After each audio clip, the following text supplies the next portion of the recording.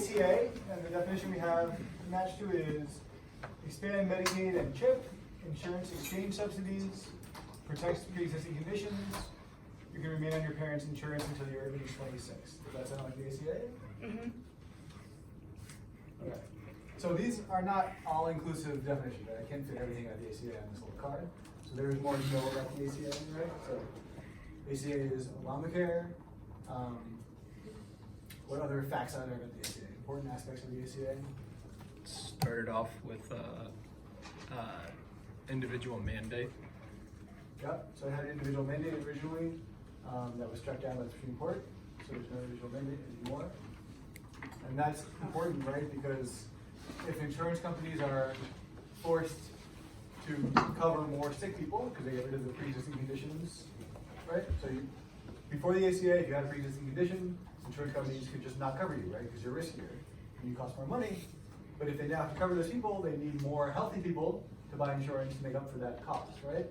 And if there's no requirement that you buy insurance, then the people who don't buy insurance are going to be the healthy people. So it doesn't work well in the system to not have the individual mandate. Anything else with the ACA you want to note? Okay. Medicaid expansion is a state option, right? Not all states have expanded Medicaid. It's mostly the red states in the South that have not expanded Medicaid. There's a really good article in the New York Times today by Paul Krugman, who is one of the op-ed writers, professor of economics at, I don't think he's at Princeton anymore, I think he's at CUNY,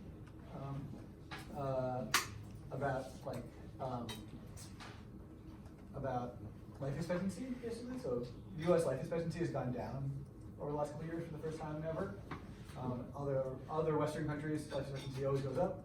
He's trying to figure out why this is, right? So some of it is opioid epidemic, increases in alcohol abuse, suicides, and some of it is this policy context, right? So people in red states tend to be less healthy. And one reason is, we think, lack of health insurance, not a failure to expand the ACA in those states. So it's hugely important. Okay, so ACA we got. Should we go across the top or do you want to go like this? Across the top. Across the top, I love it. That was so definitive. Okay. That wastes time. I like it. What does VAWA stand for? Violence against women. Yes, that's right. Joe Biden talks about this a lot because he came up with it, right? He's a sponsor of this. It provides services and resources for survivors. Yeah? Yep. Really important piece of policy, kind of the first federal recognition that survivors of intimate partner violence needed federal aid to help get services to them. Okay, Voting Rights Act of 1965. We have matched to it prior history of discrimination equals DOJ approval to change voting rules. Does that sound right? Yes, it does. Yeah, okay, so let me make this a little clearer. So the Voting Rights Act, 1965, eliminated lots of barriers to voting for minorities and African Americans in particular, right? So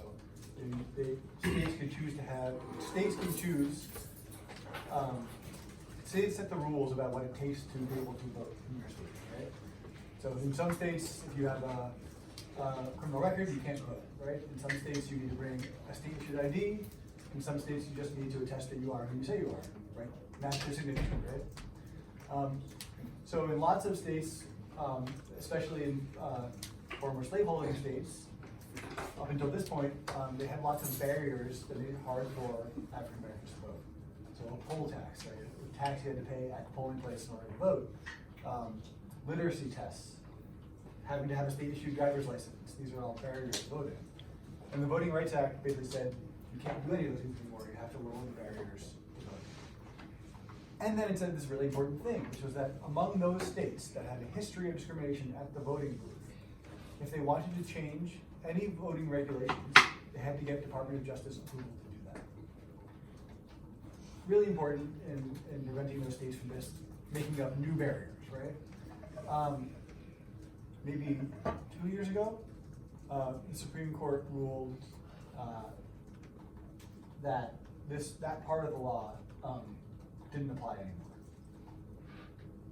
And the reasoning was basically like, because there is no more discrimination at the voting booth, there was no need for this law anymore. So I didn't see the potential problem with that reasoning.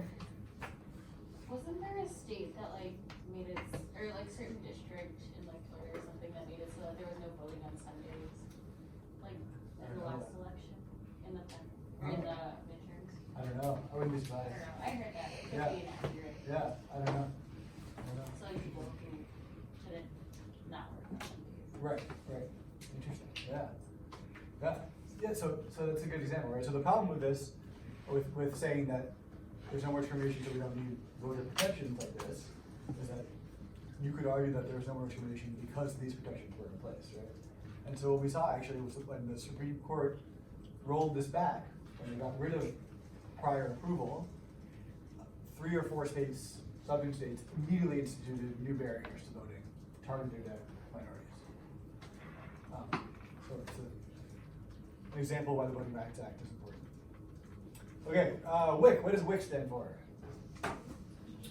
Women, Infants, and Children, that's right, okay. And we have, this one didn't cut quite right. We have pregnant, breastfeeding, postpartum women, infants, children up to age 5, and you get supplemental food items, and you can earn up to 100% of the federal poverty line to qualify. Does that sound right? Yes. Okay. I don't think there's much more to say about this. Important program. Do you get cash? How does it work? Supplemental. You get an EBT card. And in WIC, can you buy anything you want for your kids? No. Right. So WIC is because it's targeted at pregnant and postpartum women and children, it has a really limited set of goods that you're allowed to buy. Formula, and milk, and diapers, that kind of thing. So you can't just go buy anything you want with this. Which is an example of what kind of government? It's a terrible question. Yes, Yeah. thank you. You read my mind. Yes, welfare behaviorism, right? Of saying we're going to help you, but we're going to dictate to you what you can do with this money, right? Okay, SCHIP, or I guess I think people say SCHIP, stands for. Yes, with confidence. State Children's Health Insurance Program. Yes. All right. Yeah. And we have a definition here: health insurance for kids above the Medicaid level. Does that sound right? Yep. Okay. So why is SCHIP so important? Why don't they just go on Medicaid?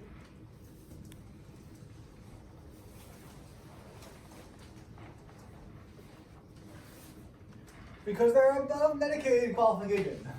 Okay, so the point here is that Medicaid does a lot to cover low-income families and kids, right? But there are some families who earn too much money to qualify for Medicaid, but not enough money to buy health insurance on their own, right? And so states create programs called CHIPs or SCHIPs to cover those families that make a little bit too much money, so they don't qualify for Medicaid, but not enough money to afford to buy private health insurance. SCHIP is a block grant from the federal government with state matching funds. So it's a state-federal partnership. Under the ACA, some states expanded their SCHIPs as part of the ACA, right? So remember, ACA covers Medicaid or SCHIP expansion, 95% in the first year of expansion, like 93% in the next couple of years, and then 90% thereafter. Right? So it's federal government paying for basically all of health insurance expansion in the states. Okay, so that's SCHIP. All right, the definition of absolute poverty. We have based on fixed level of resources or threshold. Sound good? Yep. We have a couple of terms, we've thrown around a couple of terms for this kind of poverty definition that I think could get confusing. So I think of absolute poverty, federal poverty threshold, and federal poverty line are all the same thing. Okay? So this is a definition of poverty. So when you say you're above or below the poverty line, that's the same thing as above or below the poverty threshold. So we watched that West Wing clip. You guys didn't know what West Wing was, which is sad for me, but that's okay. And so we know that the federal poverty line, or threshold, or absolute poverty, come from the early 60s, where a federal government bureaucrat named Molly Orshansky was asked to create a good measure of poverty, basically.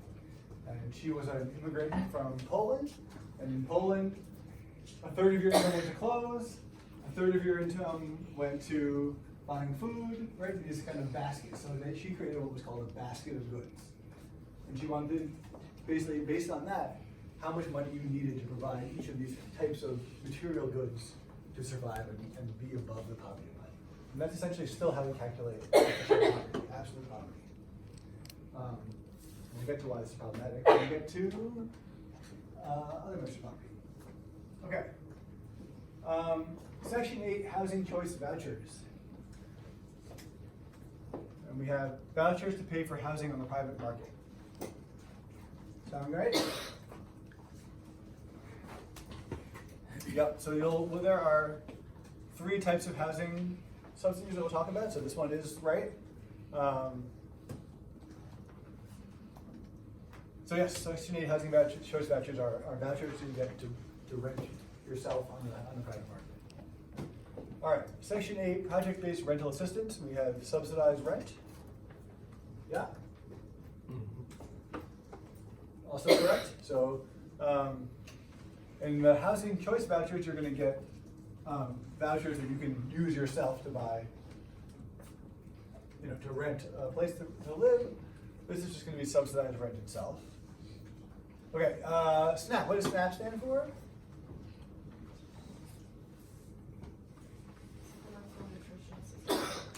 That's right, Supplemental Nutrition Assistance Program. And it replaced food stamps, right?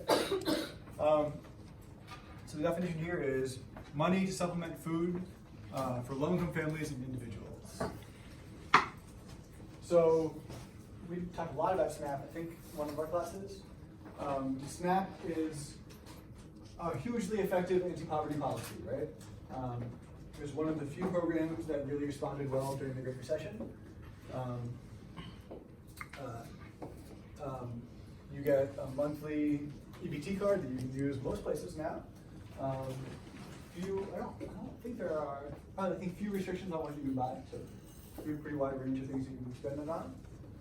You can use it at farmers markets, at grocery stores. What are the downsides to SNAP? You have to make that money last until your next income. Exactly right?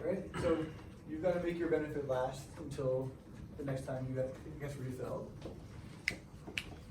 Other downsides? Comes from a excuse me. It comes from a place of treating poverty as monolithic. So, kind of like what she was just saying is, I don't need money for food right now. I'm good on food. We had this bill just come up, or we need new tires now. Yeah. So yeah, you guys are just right. Yeah. So the problem is this again. This kind of welfare behaviors, right? We know you're poor. We want to help, but we don't want to just give you cash because we don't trust you, right? We don't know how you'll spend it. So here's money for a particular thing, right? For food. But poverty, as Paul said, is not monolithic, right? Some months you've got enough food, and some months your car breaks down. But the problem with giving benefits in this way is that it's not fungible, right? You can only use it on food. As a result, we know that there is a fair amount of SNAP benefit resale, right? So people selling their SNAP benefits to others for a portion of the value of the SNAP benefit, right? Okay, Social Security. Worked for 10 years, monthly cash benefit. Oops, that should be 2 words, retirement age. Does that sound right? Okay, yes, I agree. So Social Security, when you reach retirement age,